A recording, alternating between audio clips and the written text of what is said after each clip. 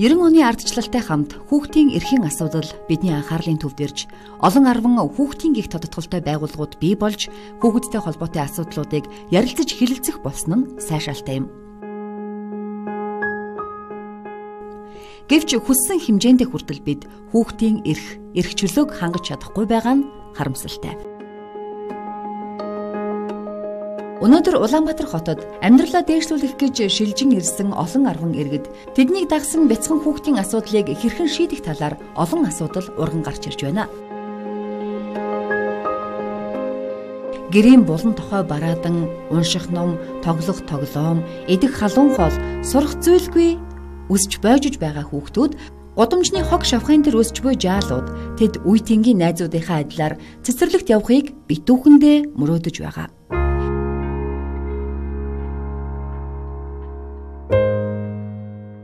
Цэцэрлэгт явъя гэхээр цэцэрлэг нь байдаггүй том шалтгаан улсын хэмжээнд асуудал болсоор удаж байна. Ажилтны үед бол цэцэрлэгт өгөхгүй бол тэгэл харах юм байхгүй л чинь. Хүүхдээ өгөх гээд байдаг. Тэгээд энэ багтаамж нь болдгоо юм уу? Одоо ингээд тэгээд одоо энэ баг нэг анги шахуу 40-50 их хэсгүүд ингээд хүүхдээ бүрдгүүл шатлгүй ингээд батарсан байхгүй. Гэт өглөө би тэ 6 өрөөгд ирээд хинчээ чимбэр гэтэл одоо ингээд бүртгүүлээгүй байгаа даа чи. Энэ айгүй дутагдaltaй байгаа шүү. Хонсон шүү дээ. Зарим нь энэ минийгээр ингээд бүгдөө ингээд хонсон. Сэтгэл зовоод ажил хийж болдгоо шүү дээ. Тэдүү баг 4 болж захт ирсэн. Хатуу хандж ир. Тэгээ энэ болохоор хайрхын хэсгийг авдаг гэдэг. Дааж л дахиад цэцэрлэгт орно гэх юм бол 3 настай хөлт 10 ширхгийг авна гэхээр манай хөлтөд одоо 3 таа тэгээ 10 гэхээр дахиад баг 1-2 хоногийн өмнө зоочлох болчиход байгаа. Өрн гөрөлт нь өмнө шалтгаанаас болоод зогссон. Гэр хорооллын хүүхдүүд ямар гудамжинд хэвтчих ёсгүй үстэй. Аргагүй байдалд хүрчээн л да. Ядахтаа цэцэрлэгтэй болчих юм бол хүүхдүүд түлэгдэхгүй байх боломжтой. Улсын хэмжээнд бол 400 цэцэрлэгийн барилга бол шаарддаг. Нийгмийн хүрээнд яригдж буй хүүхдийн сурч боловсрох эрхтэй холбоотой шийдвэрлэгдэж буй нэгэн таатай мэдээ бол боловсролыг дэмжих олон улсын түншлэлийн захирлуудын зөвлөлөөс Монгол улсад сургуулийн өмнөх боловсрол төслийг хэрэгжүүлэхэд 10 сая $10 буцалтгүй тусламжийг олгохоор 2011 оны 12 дугаар сарын 15-нд шийдвэрлсэн нь юуны өмнө олон арван эцэг эхчүүдийг баярлуулаад зогсохгүй. Манай улсын хувьд өөрсдийн ирээдүй болсон хүүхэд багчуудаа хүмүүжүүлэх үйлсэд чухал ач холбогдолтой үйл явдал болсон билээ. Монгол улсын засгийн газар Дэлхийн банк хоорондын тусламжийн гэрээнд 2012 оны 3 дугаар сарын 6-нд талууд гарын үсэг зурснаар боловсролыг дэмжих олон улсын түншлэлийн сургуулийн өмнөх боловсрол төслийн үйл ажиллагаа албан ёсоор хүчин төгөлдөр болсон юм а.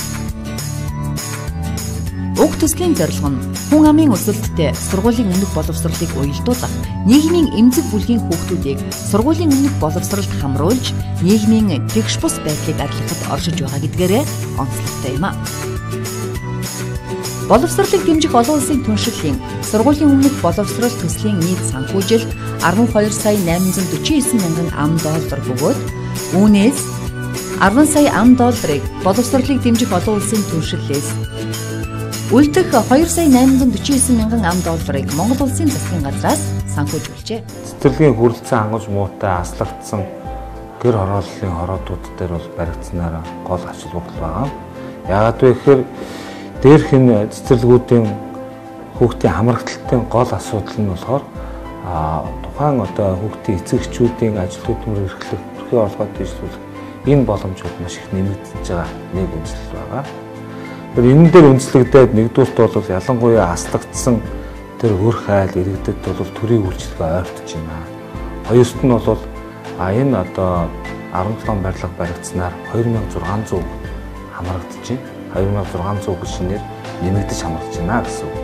Нөгөө төгөр гуравт нь бол ерөөсөө сургуулийн өмнөх боловсролын одоо ажиллах ажлын байрны тоо нэмэгдэж байгаа. 300 гаруй хүн ажлын байртаа болж байна. Ялангуяа багш, туслах багш, үйлчлэгийн улсууд, галтоогоо эрхлэгч гэх мэтийн ийм улсууд маань байна. Тэгэхээр цаашлбал энэ 2600 хүүхдийн цаана байгаа аав ээж буюу нийтдээ 5000 гаруй иргэд маань ажил хөдөлмөр эрхлэхийн боломж үүсэж байна. Тэр айлуудын өрхөө орлогыг дэвшлүүлэх цаашлбал улс орны хөгжлөлтөд нэмэр болж байна гэж харагдаж байгаа юм аа. Нөгөө төгөөр бас энэ 17 барилгын одоо бас баригдахтаа бас дээр нь бас тавилга тоног төхөөрөмж, хүүхдийн тоглоом хэрэглэгдэхүүн, улс ариун цэврийн хангамжийн шаардлагыг бол бүрэн хангасан ийм ээлтэй орчныг бүрдүүлсэн ийм одоо цаг үетэйгээ нийцсэн ийм сайхан цэцэрлэгийн барилга бий боллоо. Яг одоо улсын төсвийн хөрөнгөөр баригдаж байгаа объектууд дээр боловсрол шинжилгээ ухааны яамны хүүхд цэцэрлэгийн барилгууд дээр бол хүүхдийн цэцэрлэгийн барилга дээр 2010 оноос хэрэгэлсэн юм. Энэ технологийн барилгыг анхны одоо 100 хүүхдийн цэцэрлэгийн барилгыг Булган аймаг Могод сумд анх барьсан. Дараа нь Булган аймгийн Сайхан сумд барьсан. Гэх мэтлэн хөдөө орон нутагт 2010 оноос хойш 15 цэцэрлэг барьсан. Бас нэг асуудал нь юу гэхээр улсын төсөвт байгаа цэцэрлэгийн барилга барих одоо төсөв үртгэхийн хувьд бол маш хэмнэлттэй байгаамаа. Жишээлбэл энэ 17 барилгын одоо барихын төсөв хөрөнгө маань бол яг улсын төсвөр бол 11 барилга барих хэмжээний ийм төсөв зардал байгаа. Тэгэхээр энэгээр нь харах юм бол бид нэг 6 тэрбум төгрөг хэмнэгдэж байна. Эсвэл юу вэ гэвэл одоо улсын хэмжээний нэг цэцэрлэгийн барилгыг бол 900-аас 1 тэрбум төгрөгөөр барих энэ барилгын асуудлыг бол Канада арга бүтээлстэй энэ барилга маань бол одоо 500-аас 600 сая төгрөгөнд бол нийтдээ бараг тоног төхөөрөмжтэй шийдснээрээ төсвийн хувьд бол маш их хэмнэлттэй. Ердийн төмөр утан каркастай дүүргэгчтэй хамтаа цэцэрлэгийн төсөв төртөг 80 саяар одоо Аранга аймгийн Их Тамир сумд жишээлбэл баригдаж байхад энэ модон арга бүтээлстэй цэцэрлэг Хөвсгөл аймгийн Эренчил сумд 800 саяар одоо баригдаж байгаа цэвдэг хөрстэй газар. Тэгэхээр яг ер нь төсвөртгийн хувьд ийм хэмнэлттэй байхаас гадна удирлыг харгалцахгүй байдгаараа одоо их давуу талтай ийм сайн чанарын одоо хийслэл юм аа. Их дулаан, дохтой, дулааны хэмнэлттэй яг ашигтай үе зардлыг бол бас их зардал бол их хэмнэгддэг. Тийм сайн талтай барилга юм аа. Энэхүү төслийн хүрээнд орчин үеийн шаардлагыг бүрэн хангасан, хүүхдийн сурч боловсрох аюулгүй таатай орчныг бий болгосон нийт 100 хүүхэд бүлээн авах хүчин чадал бүхий 17 Канад модон арга бүтэцтэй цэцэрлэгийн барилгыг Улаанбаатар хотын 8 дүүрэгт барьж, тавилга, тоног төхөөрөмж, захилгаан хэрэгсэл, хэвс, зөөлөн эдлэл, дотор ба гаднах тоглоомуудын хамт нийлүүлжээ.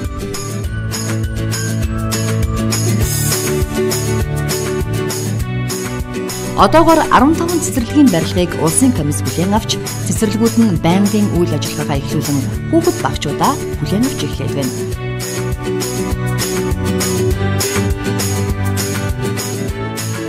Мөн орон нутагт нүүдлийн гэр цэцэрлэгүүдийг бий болгож, улмаар иж бүрэн тавилга, тоног төхөөрөмж, тоглоом наадгай, хэвс зөөлөн эдлэл, сургалтын хэрэглэгдэхүүнүүдийг суйрлуулж амжилттайгаар төслийг хэрэгжүүлжээ.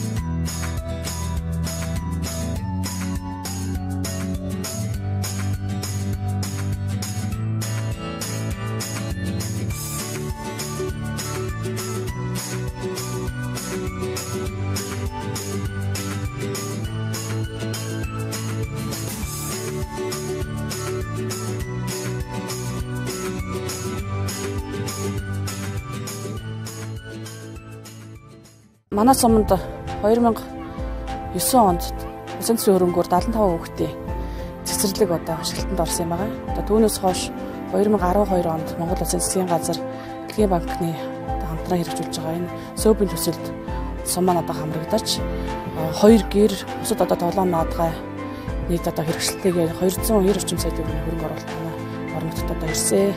Энэ төсөл хэрэгжснээр манайх нийт 140 гаруй хүүхдийг бол сургуулийн өмнөх боловсролд хамруулж байна. За хамрагдалтын эслэх хувь нь бол одоо өмнөх оноос жилээс жилд нэмэгдэж одоо хөдөөний хүүхдүүд бол малчин өрхийн хүүхдүүдэд маш их хамрагдаж байгаа. Энэ болохоор хамраа сургалтад бид нэр 100% боломжийг бол бүрдүүлж байна.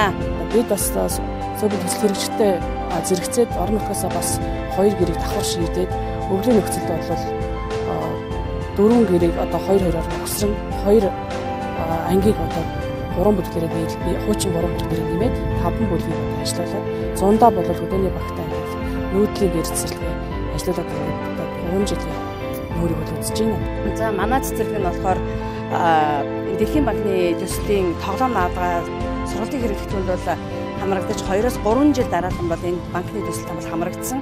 За ингэснээр одоо хүүхдийн сурах ая таатай орчин нөхцөл бүрдэж хүүхдийн сэтгэх бодох чадвар нь бол илүү хөгжиж байгаа. Энэхүү модон тоглоомнууд нь хүүхдийн эрүүл ахуйн шаардлага хангасан, сургуулийн өмнөх насны хүүхдийн оюун ухаан сэтгхүү хөгжилтөнд илүү нөлөө үзүүлсэн ач холбогдолтой тоглоомнууд байна. Төслийн хэрэгжилтийн гол зорилго нь бол одоо хүүхдийн сэтгэн бодох чадвар, хүүхдийн далд авьяас буюу хүүхд өөрийгөө чөлөөтэй илэрхийлэх ийм онцлог нь бол нээгдэж бүрдэж байгаамаа. Төсөлд хамрагдсанаар манай цэцэрлэгийн гартооны тоног төхөөрөм 100% шинжлэгдсэн. Энэ гартооны тоног төхөөрөм шинжлэгдсэний уран бүтээгдэхүүнийг хоол 1-2 дугаар бүх төрлийн эмийг энэ тоног төхөөрөмжийн одоо хүчин чадлаар одоо өөрсдийн гараар хийдэг болсон.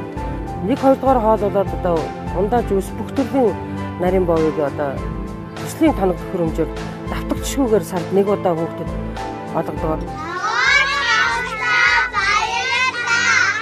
75 хүүхдийн цэцэрлэгтэй байхад бол сумын нийт цэцэрлэгт хамрагдах ёстой хүүхдүүдийн 30 орчим хүн хамрагддаг гэсэн бол одоо төсөл хэрэгслээс хойш одоо 70 гаруй хувь хамрагдаж чадчихэв. Энэ төсөл хэрэгжлийг манай цэцэрлэгт 2 нүүдлийн гэр цэцэрлэг авч ажилласнаар малчин эрдийн хүүхдүүдийг сургуулийн өмнөх боловсрол эзэмшүүлж байна.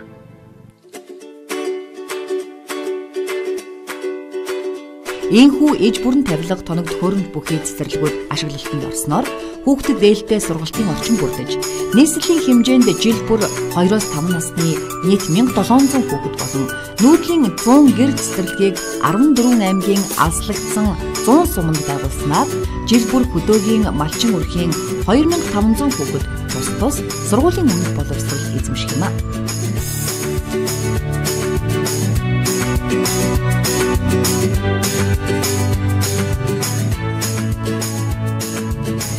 Ингэснээр бидний ирээдүй болсон бяцхан үрс маань үе тэнгийн найзуудтайгаа бусдын адилаар суралцах боломж нэгдэж манай улсын хувьд хүнээ хөгжүүлж эрүүл биетэй, саруул ухаантай, зөв хүмүүжлтэй, эх орондоо хэрэгтэй ирээдүйн эздэд бэлдэх их үйл хэрэг болсныг онцлон дурдах нь зүйтэй болов.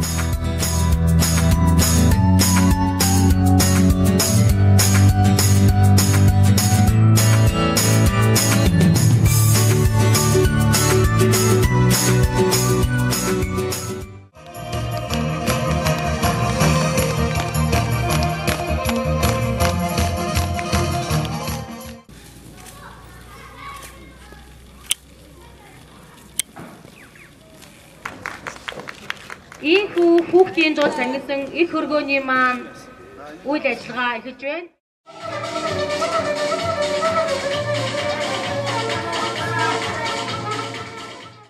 Дэлхийн банкны буцалтгүй тусламжаар энэ хөтөлбөр одоо хэрэгжсэн. За өнгөрсөн 7 хоногт бид бас 197 дугаар цэцэрлэгийг ашиглалтанд оруулсан. Ингээд 7 хоногийн хугацаатаагаар бас Баянгол дүүрэг маань ингээд 2 цэцэрлэг нэмж барьсан. Ер нь сүүлийн жилүүдэд улсын төсөв, нийслэл дүүргийн төсөвтөр бид хөрөнгө оруулалтыг энэ цэцэрлэг рүү нэлээд чиглүүлж байгаа. Тус цэцэрлэг маань боловсрол соёлын шийдвэр ухааны яам болон Дэлхийн банк боловсролыг дэмжих олон улсын түншлэлийн сангийн хөрөнгөөр Канада технологиор баригдсан ийм цэцэрлэг байгаа. Цэцэрлэгийн газрыг чөлөөлжөхөд одоо засаг даргын захирамжаар гаражууд байсан газрыг чөлөөлөөд одоо ингээд 100 хүүхдийн хүчин чадалтай цэцэрлэг ашиглалтанд ороод үе таалга нэгэд удаагүй байна. Энэ удаад дөрөс огт цэцэрлэгт өмнө хамрагдаж байгаа хүүхдүүдийг хамруулсан байгаа. Бага дунд ахлах бэлтгэл гэсэн 4 бүлэгтэй 120 хүүхдийг хамруулад одоо үйл ажиллагаа маань эхлээд явж байна. Боловсролыг дэмжих олон улсын түншлэлийн сангийн бүцэлтгүүд тусламжаар хэрэгжүүлж буй Дэлхийн банкны сургуулийн өмнөх боловсрол төслийг хамт олонд одоо баярлсан талархснаа илэрхийлье. Нийт одоо сургуулийн өмнөх боловсролын одоо байгууллагад сурч хүмүүжих ёстой цэцэрлэгийн насны хүүхдүүдэд маш их том хөрөнгө оруулалт хийсэн. Энд нь одоо маш их баярлалаа. Цаашдын ажилд нь өндөр амжилт хүсье. Манайд бол нийт 75 хүүхэд бол цэцэрлэгийн хамрагдаад 70 гаруй хүүхэд нь бол гэр цэцэрлэгээр хамрагдаж хөгжиж хүмүүжиж байгаамаа. Ингээд энэ төслийг хэрэгжүүлж буй төслийн багийнхан болон яамны хамт олонд бол баярлсан талархснаа илэрхийлье. Нүүдийг гэр цэцэрлэгт малчид бид бүхэн хүүхдээ өгснөг бол адуу малда санаа тавхгүй тайван сайхан явж байна. Энэ төслийг бол дэмжих явуулахад бол малчид бид бүхэн дэмжиж байна. Манай ачийн хүүхдийн гэр цэцэрлэгт явснаар бол их аж тустай байна. Малчид биднэрт бол одоо мал залд явхад бол санаа зовх юм байхгүй, хүүхдээ санаа зовх юм байхгүй. Тайван амгалан болсон. Энэ бол хүүхдийн гэр цэцэрлэг ажилласнаар бол төсөл хэрэгжснээр бол их сайн болж байна. Энийг бол одоо бүр дэмжиж байна бид нар бол. Нийслэлийн Баян зүрх дүүргийн 129-р цэцэрлэг нь боловсрол шинжлэх ухааны яамны захиалгаар Дэлхийн банкны одоо буцалтгүй тусламжаар одоо баригдаж өнөөдөр одоо нээлтийн үйл ажиллагаагаа хийсэндээ бид бүхэн маш их баяртай байгаа. Эцэг эхчүүд маань олон хүүхдүүдтэй эцэг эхчүүд маань хол цэцэрлэг хүүхдүүдэд явуулдаг байсан бол одоо энд 2 цогцлбор цэцэрлэг баригдаад одоо нэг цэцэрлэгээр ашиглалтанд орсон байна. 11 сард ерөнхийдөө дундуур нөгөө цэцэрлэгт ашиглалтанд орно гэсэн. Тэгээд манай хооронд цэцэрлэг барьж өгсөнд одоо маш их баяртай байна. Харахад бол манай боловсрол шинжилгээ ухааны яам, Дэлхийн банк ингэж хамтарч одоо бас манай бага насны хүүхдүүдэд одоо хүртээмжийн хувьд, хамрагдaltaй хувьд бол маш одоо том одоо дэмжлэг үзүүлж байна. Энэ утгаараа бол нэг талдаа бол нийгмийн эдийн засгийн хувьд бол маш том одоо том хөрөнгө оруулалт хийж байна. Нөгөө талдаа бол манай иргэд болон хүүхэд багчуудад те одоо өрхөд бол маш том одоо дэмжлэг болж байна л гэдэгт бид нар санал нэгтэй баярлж байна. Ингээд их баяртай байгаа.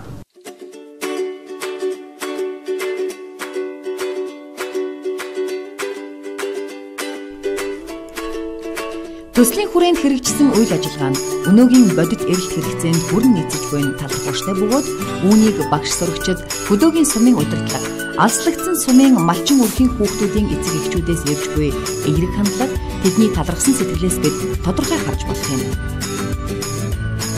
Ийхүү боловсрол шинжлэх ухааны яам Дэлхийн банктай хамтран хэрэгжүүлж буй боловсролыг дэмжих олон улсын түншлэлийн сургуулийн өмнөх боловсрол төслийн үйл ажиллагаа нь Монгол улсын сургуулийн өмнөх боловсролын сургалтыг нэмэгдүүлж, хүүхдэд ээлтэй сургалтын орчинг бүрдүүлэн хүүхэд багчуудыг сургуульд бэлдэх боломж бүрэн бий болж байгаа билээ. Сайн үйлс бүхэн дэлгэрэх болтугай.